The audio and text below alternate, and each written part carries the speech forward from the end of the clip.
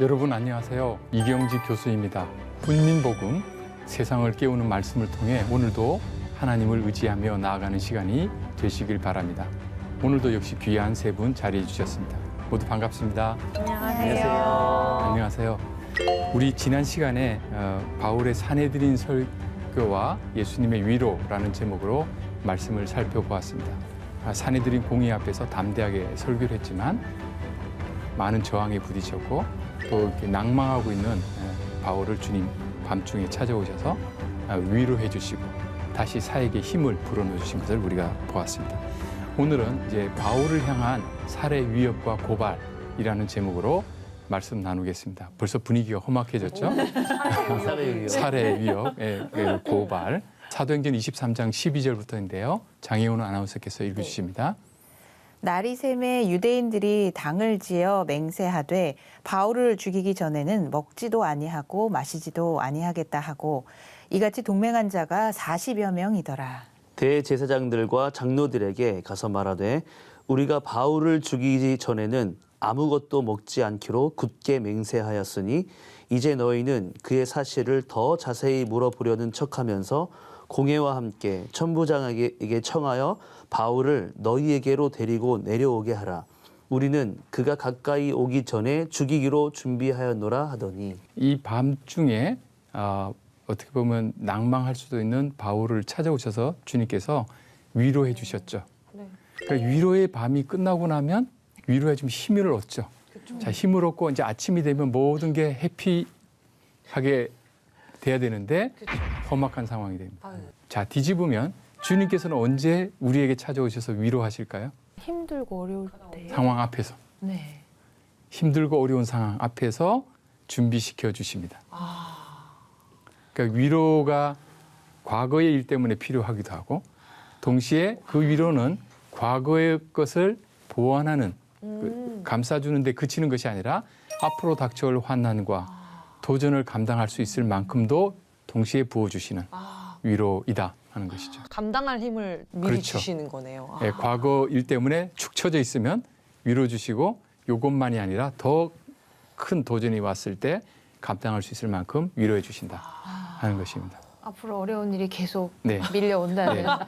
그러니까 위로를 받을 때 한편으로 좋으면서도 한편으로 마음이 예. 좀 떨리네요. 준비되도록 하는. 준비. 준비하는. 예. 날이 새니까 이제 유대인들도 한편은 주님께서 바울의 편이 되시는데 유대인들이 당을 지었어요. 이렇게 이제 한 명이 아니라 여러 사람. 거의 그룹이 형성이 되는 거죠. 예. 바울 한 명 잡겠다고요? 네, 잡겠다고. 아이고. 그리고 이 사람들이 당을 만들 때 맹세를 합니다. 보통 당원 입당 원서 쓰듯이 근데 그냥 어디는 약간 이렇게 손가락도 뭐 이렇게 피, 뭐 이렇게 혈서 뭐 이런 거 있잖아요. 네. 그렇듯이 맹세를 합니다. 맹세는 뭐냐면 만약에 이걸 내가 지키지 못한다면 나는 어떤 대가로도 감당하겠다. 그냥 가벼운 게 아니에요. 맹세라는 건 아주 큰 겁니다. 뭐라고 말했냐면 바울을 죽이기 전에는 먹지도 아니하고 마시지도 아니하겠다.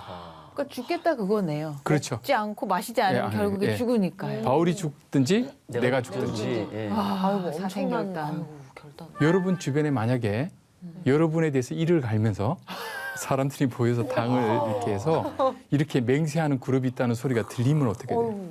저는 그냥 그 기에 이미 눌려서 예. 제가 막 건강도 잃을 것 같고요. 그렇죠. 모든 게 움츠러들어서 맞아요. 삶이 안 될 것 맞아요. 같아요. 불안하고. 네. 그 위협이라는 게 그렇죠. 그러니까요. 근데 실제 위협하는 사람들 보면 실제 폭력을 행사하지 않지만 괜히 막 어깨 힘주고 왔다 갔다 하면서 다른 사람 때려가면서 이렇게 협박하고 뭐 이런 거 있잖아요.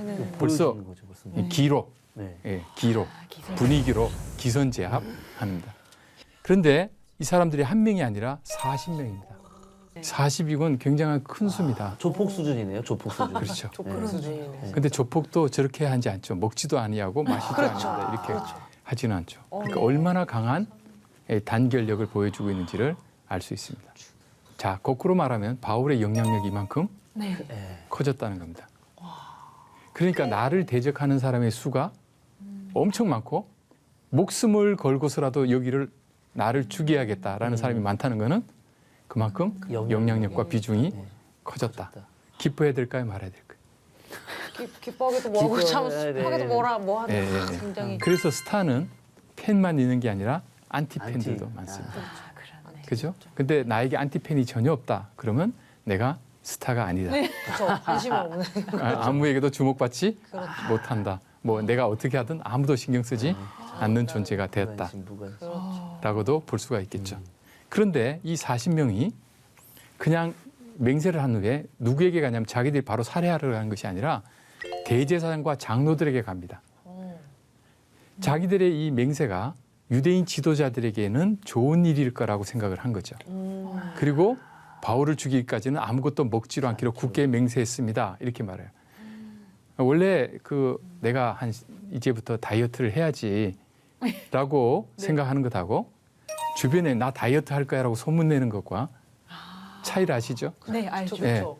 혼자 하면 내 속으로 생각했으니까 아이 하고 내일부터 하지 이렇게 뭘 음식을 먹을 수 있는데 그렇죠. 소문을 내고 나면 주변에서 제재가 들어오죠. 너 그러면 안 돼. 말했잖아. 그렇죠. 이렇게. 그래서 우리가 어떤 맹세를 하거나 약속을 할 때 내가 그걸 잘 지킬 자신이 없으면 소문을 내는 거죠. 그래서 나를 거기에 올검했는데 이 사람들이 지금 그렇게 하고 있습니다. 특히 유대의 지도자들에게. 그리고 이 사람들이 대제사장과 장로들과 함께 결탁해서 그러니까 자기들 40명만이 아니라 이들과 함께 총공세를 펼치겠다 하는 것을 알 수 있습니다. 그래서 이제 작전을 짜는 거죠. 너희는 그의 사실을 더 자세히 물어보려는 척하면서 공회와 함께 천부장에게 청해라. 지금 바울은 누가 보호하고 있어요? 천부장이 보호하고 있죠. 그렇죠. 로마 군대가 보호하고 있죠. 그러니까 어떻게 로마 군대를 뚫고 들어갈 수도 없고 뚫고 들어가다 로마 군인 하나만 죽이면 자기들은 다 그냥 반역죄로 날아가니까 네. 자기들의 목표는 바울이니까 로마 군의 보호로부터 벗어나게 해야 되는 거죠. 천부장에게 뭐라고 하면 바울을 너희에게로 데리고 내려오게 하라. 그러니까 대제사장 장로들 그다음에 사내들인 공회가 바울한테 뭐 물어볼 거 있다 이러면 천부장이 그 회의로 보내줄 거 아니에요. 작전을 엄청난 작전을 짜고 있네요. 그러면 우리는 그가 가까이 오기 전에 죽이겠다. 그러니까 이 공의에 모여 있는데 오는 틈에 우리가 죽이겠다. 이렇게 말한 겁니다. 작전 잘 짰죠? 네. 네. 전형적인 작전입니다. 네. 그러면 대제사장 장로들 공회는 책임이 없어요. 없죠. 자기들은 그냥 보자고 했던 거고 그 길목을 지키고 있다가 딱 기습하기로. 영화의 한 장면 같네요. 네. 저희 질문, 이 40명 바울을 죽이기 전까지는 먹지도 않고 마시지도 않겠다는 이 엄청난 열정 어디서 많이 보지 않았어요? 예수님을 죽이려던 그런 사람들 네. 그리고 다메섹으로 그리스도인을 잡으러 바울이. 대제사장한테 허가장을 받아가지고 네. 안 해도 되는 일을 자기 비용 들여가면서 시간 들여가면서 하던 바울의 모습이 겹치죠. 그러네. 어머나. 진짜. 예, 바울 본인의 모습이 다시 반대로 이제 그렇죠. 오. 그 사람들 그러니까 이 사람들도 바울의 입장에서 봤을 때는 자기를 죽이려고 하는 사람이지만 과거의 자신과 같고 그렇죠. 주님을 만나면 돌아올 영혼들이야겠죠. 우리 같으면 우리를 죽이겠다고 40명이 막 이 당을 지어서 맹세하고 이러면 어떻게 해야 될까? 주님 벼락을 내려서 제대로 제거해 주십시오. 없애주십시오. 그렇죠. 이렇게 결단해 주십시오. 이렇게 드려요. 예. 그러나 주님께서 십자가에서 저들이 알지 못하고 합니다. 저들의 죄를 용서해 주십시오라는 것을 우리 그리스도인들이 해야 됩니다. 세상을 이기는 방식이 바로 그러해야 된다 하는 것을 우리가 알 수 있습니다. 이 사람들 굉장히 열정이 있었어요. 이렇게 헌신된 사람이었어요. 그런데 잘못된 열정이에요. 무지로부터 열정이 나오면 문제가 돼요. 그래서 어디 길을 갈 때 목표를 잘못 정하면 빨리 갈수록 더 벗어나죠. 네. 그렇죠. 예, 여기가 아닌가 보다 하고 또 딴 데 갔다가 또 아닌가 보다 이렇게. 그런데 천천히 가는 것 같지만 방향을 바로 잡은 사람은 올바로 가죠. 이 사람들은 열심히 있었어요. 남들보다 훨씬 유대인들 안에서는 열심히 있었지만 잘못된 열심이었던 거죠. 또 하나는 자신들은 바울을 죽이겠다는 게 옳은 목적이라고 생각했어요. 이 목적을 성취하기 위해서 수단을 가리지 않았어요. 네. 뭘 했죠? 거짓말을 했습니다. 이 거짓말이라고 하는 것은 죄죠. 그렇죠. 얼마큼 큰 죄일까요? 10계명에도 거짓 증거하지 말라고 했고, 그렇죠. 로마서 1장에 보면 이 세상이 타락해서 큰 죄에 있는 것을 할 때 죄를 쭉 열거해요. 그 중에 거짓말이 들어가요. 동성애와 함께. 그래서 어떤 사람들은 동성애를 조금 봐주자는 사람은 거짓말과 동성애가 나란히 있는데 교회 내 거짓말하는 밥 먹듯이 하는 사람 많은데 왜 동성애자만 차별하냐 다 같은 죄인인데 이렇게 주장하는 사람이 있습니다. 그렇구나. 그리고 동성애는 자기하고 자기 파트너만 상하는데 거짓말은 많은 사람이 일파만파 해를 주니까 어떤 의미에서는 거짓말이 더 나쁘다 이렇게 주장하는 사람도 있습니다. 이런 것은 상당히 네. 우리에게 충격적입니다. 그러네. 그것은 뭐냐면 거짓말이 엄청나게 큰 죄라는 거예요. 근데 우리는 거짓말을 좀 가볍게 보는 네. 경향이 있습니다. 그렇죠? 그리고 자신들의 목표를 이루기 위해서는 거짓말을 해도 된다고 생각합니다. 누구에게 거짓말을 시키고 있어요? 대제사장들과 장로들. 이 사람들은 누구예요? 율법을 지키는 사람들. 율법을 가장 지키고 제 모범을 보여야 되는 사람한테 가서 자기들이 율법을 지키고 성전을 지키는 사람들 그것을 거부하는 바울을 죽여야 된다고 하면서 바로 자기들이 스스로 율법을 부정하는 일을 행하고 있다는 것을 알 수 있습니다. 목적이 수단을 정당화하지 않습니다. 성경은 목적도 옳아야 되고 좋아야 되고 수단도 옳아야 된다고 합니다. 그런데 우리가 이 목적을 이루는 데 있어서 수단을 선택할 때 이 수단이 이 수단을 택하면 목적이 안 이루어질 것 같은 거예요. 아, 그래 맞아. 성경이 권하는 수단을 택하면 실패할 것 같아요. 안 될 것 같아. 그렇죠. 안 될 것 같아요. 그래서 내가 생각하기에 이 목적은 성경적으로 옳으니까 이 수단을 택하면 돼라고 생각합니다. 그리고 일시적으로 이루어져요. 근데 길게 보면 망해요. 저의 질문, 미래를 우리가 더 잘할까요? 하나님이 더 잘하실까요? 하나님 훨씬 잘하시죠. 그렇죠. 미래의 모든 것들을 하나님이 다 아시잖아요. 우리는 과거의 경험 또 현재 지금 갖고 있는 데이터를 가지고 추측을 하고 예측을 해서 그렇죠. 가는 거죠. 내가 생각해서 요 미래의 목표를 이루기 위해서 이 수단을 택한다고 하는 나의 판단과 아니야, 이 목적을 이루기 위해서는 이 수단을 택해야 되라고 권고하시는 주님의 말씀 중에 어디를 택해야 되죠? 아유, 주님의 말씀. 주님은 전지전능하신 분이거든요. 아멘. 근데 우리가 아니야, 이 목적을 이루려면 이 수단을 택해야 돼라고 하는 순간 전지전능하신 하나님을 신뢰하지 않는 것이 됩니다. 이게 불신이에요. 근데 놀랍게도 그리스도인들 안에서도 이런 일들이 벌어질 수가 되게 많은 것 있습니다. 같아요. 그렇죠. 많은 것 같아요. 아이가 말 안 들으면 패야지 말을 듣는다. 근데 성경에서는 자녀를 노엽게 하지 말라라고 하잖아요. 뭐 노엽게 하면서 막 패는 거예요. 그러니까 일단 말 잘 듣거든요. 근데 매는 매를 본다고 점점 면역력이 생겨서 한 대 때려서 말 듣던 애가 10대 때려도 말을 안 듣고 나중에 부모님의 멱살을 잡는 일까지 벌어지는 거죠. 그 순간에는 효과가 있는 것 같지만 아니라는 거죠. 이들은 자신들이 생각한 옳다고 생각한 목표를 열정을 가지고 성취하기 위해서 잘못된 수단을 쓰고 있다는 것을 알 수 있습니다. 자, 그다음에요. 그런데 이제 반전이 일어납니다. 16절. 바울의 생질이 그들이 매복하여 있다 함을 듣고 와서 영내에 들어가 바울에게 알린지라. 바울이 한 백부장을 청하여 이르되 이 청년을 천부장에게로 인도하라. 그에게 무슨 할 말이 있다 하니. 천부장에게로 데리고 가서 이르되 죄수 바울이 나를 불러 이 청년이 당신께 할 말이 있다 하여 데리고 가기를 청하더이다 하매 천부장이 그의 손을 잡고 불러가서 조용히 묻되 내게 할 말이 무엇이냐. 대답하되 유대인들이 공모하기를 그들이 바울에 대하여 더 자세한 것을 묻기 위함이라 하고 내일 그를 데리고 공회로 내려오기를 당신께 청하자 하였으니. 당신은 그들의 청함을 따르지 마옵소서. 그들 중에서 바울을 죽이기 전에는 먹지도 않고 마시지도 않기로 맹세한 자 40여 명이 그를 죽이려고 숨어서 지금 다 준비하고 당신의 허락만 기다리나이다 하니. 이에 천부장이 청년을 보내며 경계하되 이 일을 내게 알렸다고 아무에게도 이르지 말라 하고. 아멘. 네. 이제 반전이 일어납니다. 이 유대인들은 40명에다가 하면 이게 비밀이 안 셀 거라고 생각했어요. 네, 바울의 조카가 들은 거예요. 어떤 식으로든 정보를 입수했습니다. 그래서 바울의 조카가 이들의 매복한 상태를 듣고 이 로마 군 안으로 들어와서 이제 바울에게 알립니다. 그랬더니 이제 바울이 그 소식을 듣고 이제 면회한 거죠. 백부장한테 말합니다. 이 청년 천부장한테 데려가라. 백부장과 천부장이 차이 나시죠? 네. 100명을 거느리는 우리로 말하면 중대장쯤에 해당되고 천부장은 대대장쯤에 해당이 되겠죠. 가서 말을 전하게 해라라고 합니다. 그랬더니 이제 천부장이 갔어요. 그리고 죄수 바울이 나를 불러 이 청년이 당신께 할 말이 있다 하여 데리고 가기를 청하다이다 이렇게 전달했습니다. 누구라고요?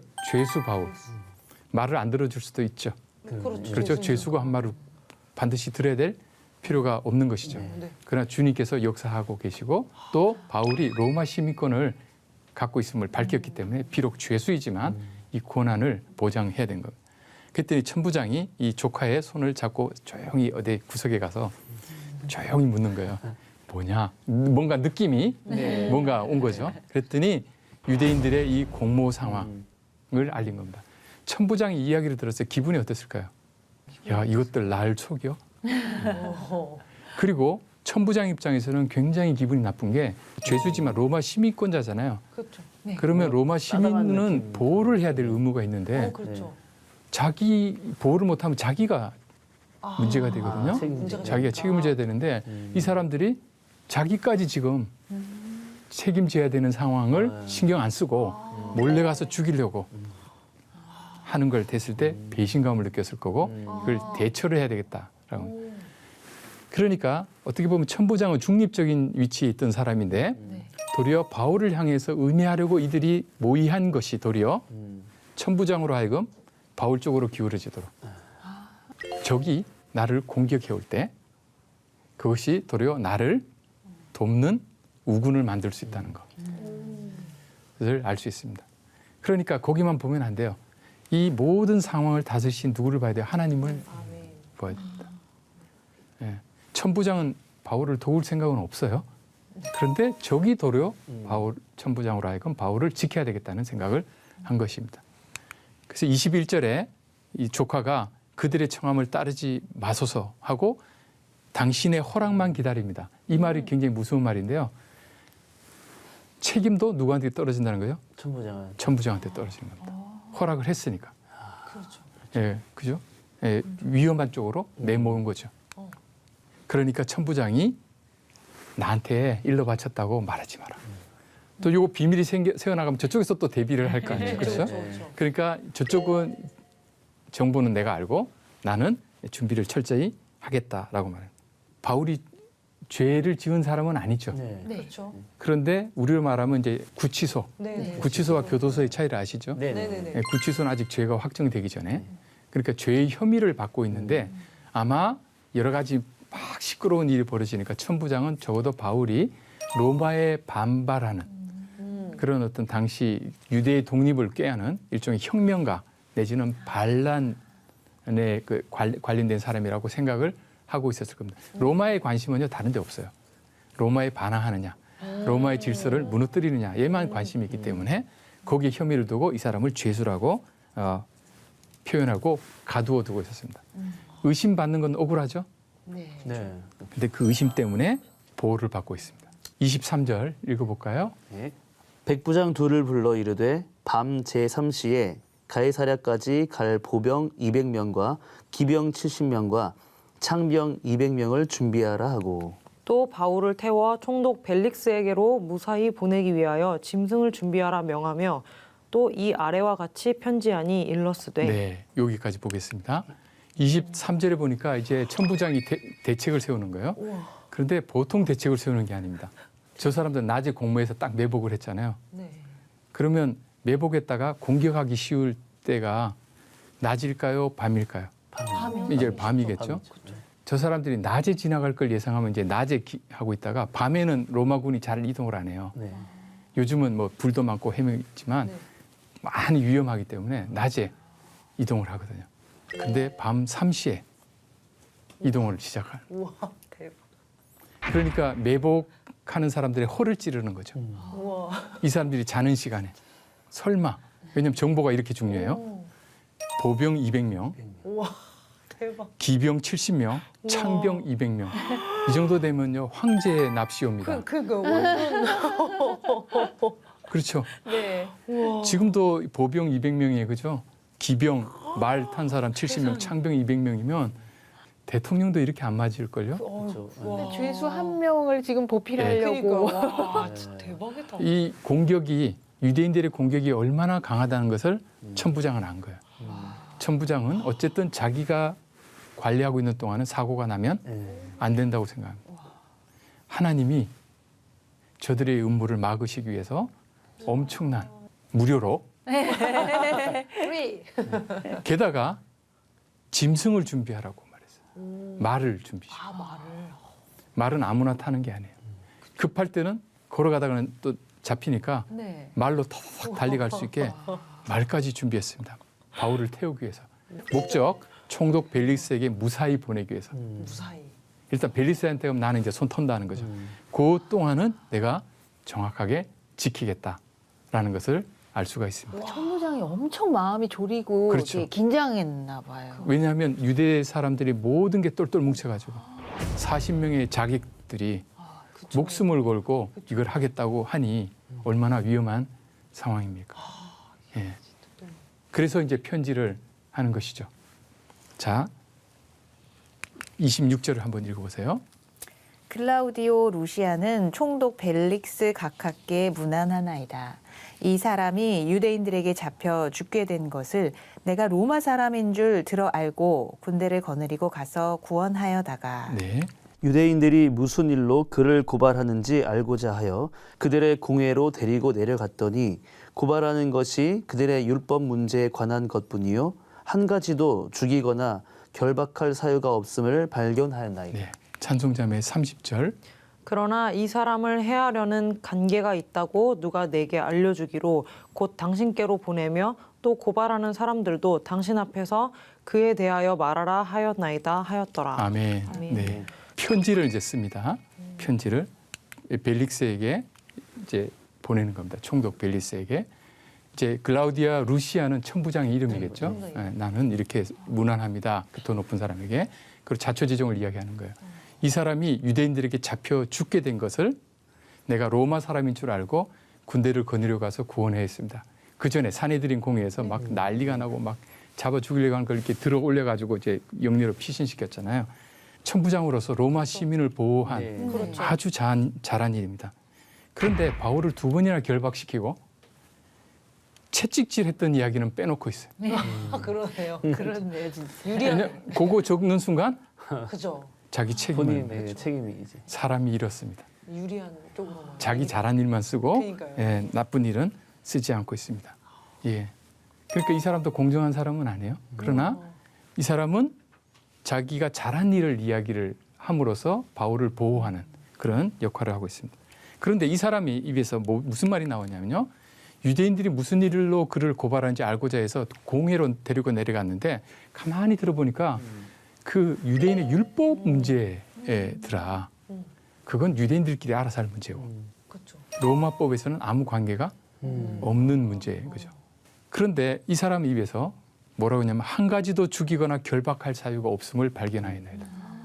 이게 사도행전 전체에서 아주 중요한 한 구절입니다. 이거 예수님한테 네, 그 빌라도가 빌라도. 했던 말하고 네, 똑같네요. 그렇습니다. 바울에게만 적용되는 것이 아니라 이 사도행전에 있는 로마 관리들은 네. 특별히 그냥 사도행전에서 하나님께서 누가를 통하여 기록하게 하신 것만이 아니라 바로 이 천부장을 통하여 복음문에 주님께서 쓰게 하신 글 한 가지도 죽이거나 결박할 사유가 없음을 발견했습니다. 이거는 누구예요? 공적으로 로마의 천부장이 철저한 조사를 한 후에 내린 결론입니다. 공식 문서네. 공식 문서입니다. 오. 그러니까 로마 전역에서 그리스도인들을 죽이거나 결박해야 될 이유가 없다는 것을 공인을 한 겁니다. 중요한 부분이네요. 중요한 문서예요. 굉장히 중요한 부분이에요. 아주 중요한 부분입니다. 그런데 바울에게 호의적이지는 않았던 2번이나 결박시키고 때렸기에 이 사람의 판단에 더 신뢰가 가는 거죠. 그렇네. 처음부터 막 VIP 대접해주고 막 완전 편든 것 같았으면 이 말의 공신력이 떨어질 텐데 바울을 때렸던 사람, 그렇죠? 예. 구금했던 사람, 이 사람이 바로 이 이야기를 하고 있다. 기독교는 로마에서 박해받을 이유가 없다. 그다음에 30절에 보면 이 사람을 해하려는 관계가 있다고 누가 알려서 우리는 누군지 알죠? 바울의 조카 그 사람도 보내고 그래서 이 사람을 당신한테 보냅니다. 여기 있다가는 계속 위험에 처하니까 재판이 빨리 진행이 되고 당신에게 그런데 재판에 보내면서 뭐라고 그래요? 원래 검찰이 판사 앞에 사람을 보낼 때는 기소할 때는 네. 죄가 있을 거라고 생각합니다라고 보내잖아요. 네. 이 사람은 죄가 없다고 하면서 보냅니다. 그게 그러면 성립이 돼요? 안전 문제만. 아, 안전. 안전 문제. 그런데 벨릭스 앞에 가는 순간 재판은 시작돼야 됩니다. 바울에게 좋은 일일까요? 나쁜 일일까요? 우리가 뒤에서 보겠지만 좋은 일입니다. 왜냐하면 왕들 앞에서, 총독 앞에서 복음을 전할 길을 얻기 때문이다. 바울의 관심은 어디 있어요? 복음 전파에 있어요.